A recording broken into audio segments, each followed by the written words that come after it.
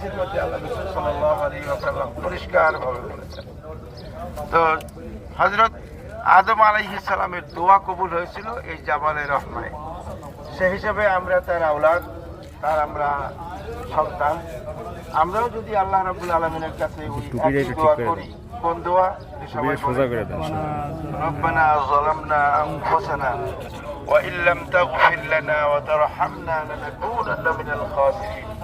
ইনশাআল্লাহ আল্লাহ তাআলা আমাদের এই দোয়া, আদম আলাইহিস সালামের দোয়া কবুল হয়েছিল, সুতরাং তার সন্তান হিসেবে আল্লাহ তাআলা আমাদের দোয়া কবুল করবেন। আরাফার ময়দানের পরিপূর্ণতা আসবে ইনশাআল্লাহ জিলহজ মাসের 9 তারিখ। সূর্য ঢলার পর থেকে সূর্য অস্ত পর্যন্ত এই টাইম, এই এরিয়ার মধ্যে আমি আপনাদেরকে সীমানা দেখিয়েছি, হলুদ সীমানা। এই সীমানার মধ্যে কোনো এক জায়গায় আমরা থাকবো ইনশাআল্লাহ।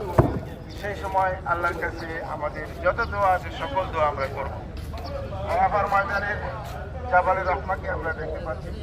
মুহাম্মদুর রাসূলুল্লাহ সাল্লাল্লাহু আলাইহি ওয়াসাল্লাম আরাফার ময়দানের এই জাবালে রহমার উপরে জীবনে কোনোদিন ওঠেন নাই।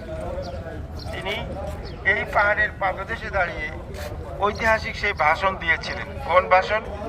বিদায় হজের ভাষণ। আমরা বিদায় হজের ভাষণ প্রথম থেকে শেষ পর্যন্ত কেউ কি পড়ছি?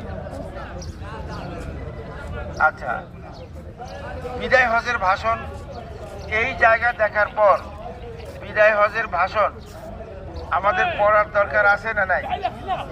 বাড়িতে যে যদি আপনি আপনার সন্তানদেরকে, নাতিদেরকে বলেন যে বিদায় হজের ভাষণ কোন জায়গায় লেখা আছে একটু আমার দাও, আমাকে একটু পড়ে আমাকে শোনাও।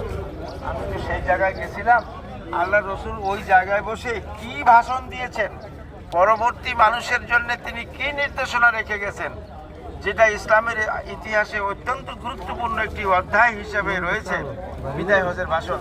আমাকে একটু বইটা শোনাও। কি বলেন? আমরা বলবো না? বলবো। আমার যে একটা বই আছে, সেই বইয়ের মধ্যেও আরাফার ময়দানের ভাষণ, বিদায় হজের ভাষণ আমি আলাদাভাবে একটা চ্যাপ্টারে আমি উল্লেখ করেছি।